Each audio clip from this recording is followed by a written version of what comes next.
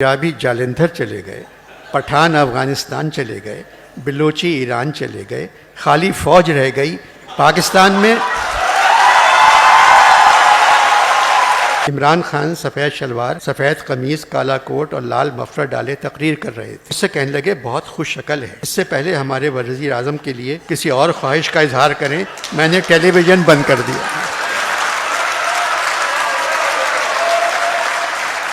जानी नया पाकिस्तान सिर्फ एक तरह बन सकता है। तुम इमरान खान से कहो पुराने पाकिस्तान को मलिक रियाज को बेच दे।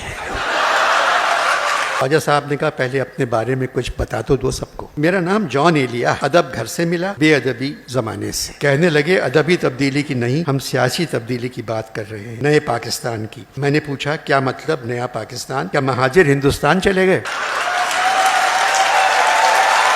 लंबे बालों वाली लड़कियों ने धमाल शुरू कर दिया, नौजवान भंगड़ा डाल रहे थे, अंधेरा होना शुरू हो गया था। गालिब ने लड़कियों को देखा, कहा सब दिन के पर्दे में नेहा थीं, अब नजर आईं। गालिब ने कहा मैंने पहले कह दिया था मीर साहब की शायरी गुलशन कश्मीर है। सौदा फिर बोले मिर्जा गुलशन मकबूजा कश्मीर, रोए पीटने के अलावा इस गुलशन में और है क्या? दर्द और मुसफ़ी ने सौदा को खामोश रहने को कहा। यानी फिर कमाल हो गया। ख्वाजा साहब ने मुझे स्टेज पर बुलाया और कहा मिर्जा पूछ रहे हैं तुम कौन हो और क्या करते थे? मैंने मिर्जा से कहा वही करते थे जो आप करते थे। आपको चौधरी बेगम ने परेशान किया, हमको पहली ने परेशान किया। अमरोहे के हैं, शायरी के अलावा कुछ नहीं किया। मिर्ज़ा ने फरमाइश की कुछ सुनाओ। मैंने कहा मीर साहब और आपके बाद?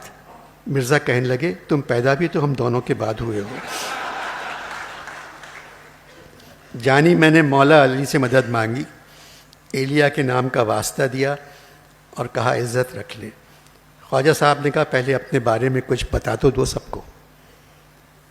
मेरा नाम जॉन एलिया है, अदब घर से मिला, बेअदबी ज़माने से। 1935 में ज़मीन पर आया, 2002 में आसमान पर। विलादत अमरोहा यूपी, वफ़ात कराची बहुत पी।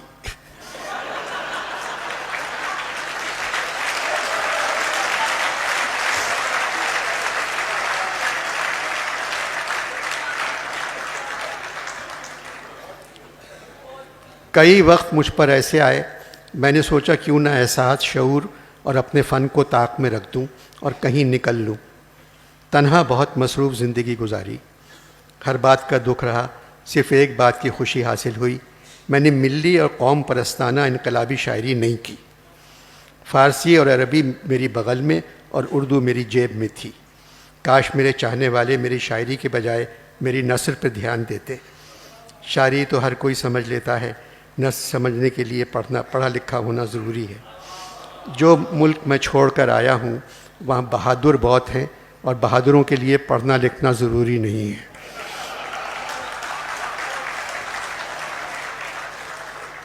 अब मैं मिर्ज़ा की फरमाइश पर अपने चंद अशार सुनाता हूँ।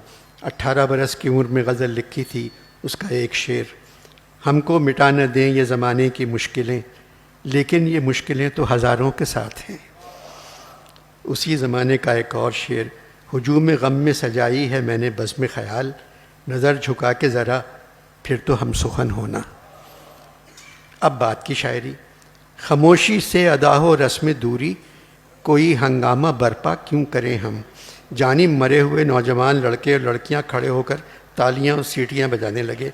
मिर्ज़ा घबरा गए, ख्वाजा साहब से पूछने लगे क्या क़यामत आ गई?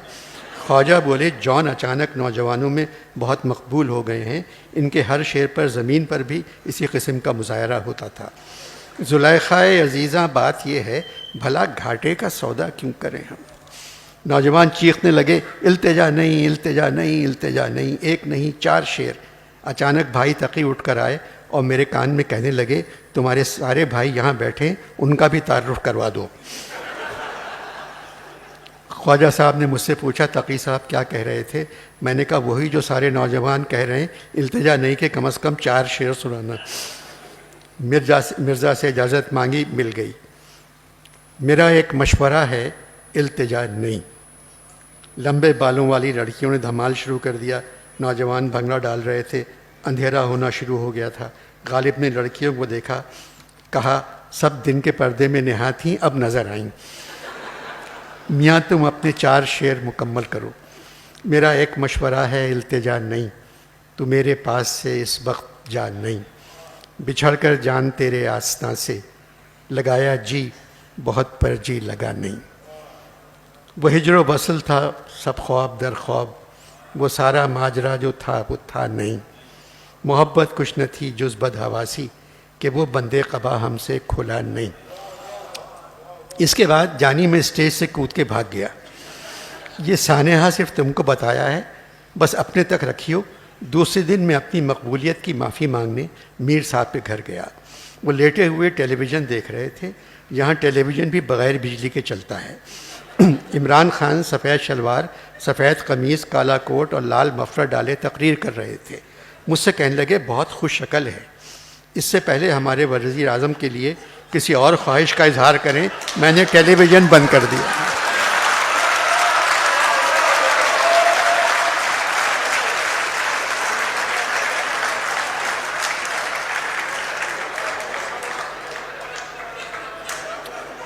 میں نے ٹیلی ویژن بند کر دیا۔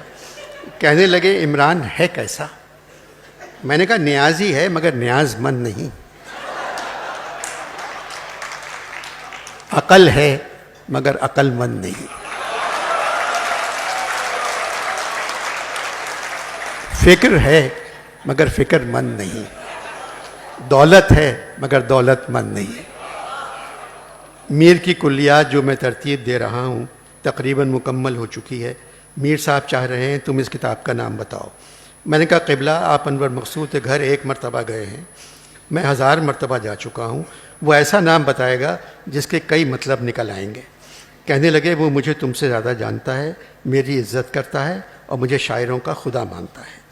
پھر میں نے ہمت کر کے جو نام تم نے پچھلے خط میں لکھا تھا وہ بتا دیا۔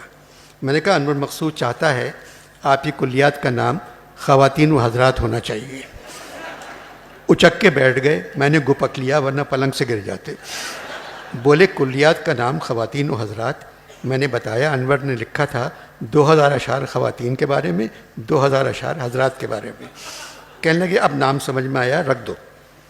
ٹیلی ویژن لگایا، عمران کی تقریر ختم نہیں ہوئی تھی، زور سے اپنا ایک مصرع پڑھا، اللہ رے کیا نمک ہے آدم کے حسن میں بھی۔ میں خدا حافظ کہہ کے چلا آیا، اپنے کوارٹر پہنچا، نیند قریب آنے کا نام ہی نہیں لے رہی تھی۔ جانی یہاں نہ سونے کی گولی ملتی ہے نہ جاگنے کی۔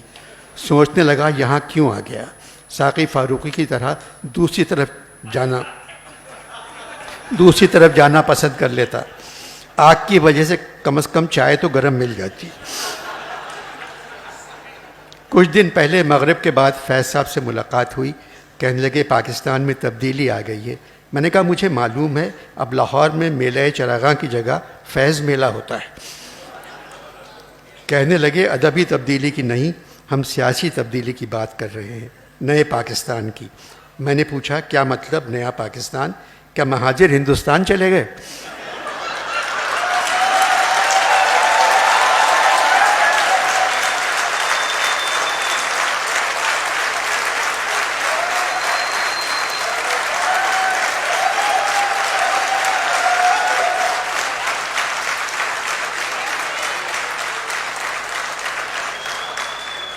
کیا مہاجر ہندوستان چلے گئے؟ پنجابی جالندھر چلے گئے، پٹھان افغانستان چلے گئے، بلوچی ایران چلے گئے، خالی فوج رہ گئی پاکستان میں۔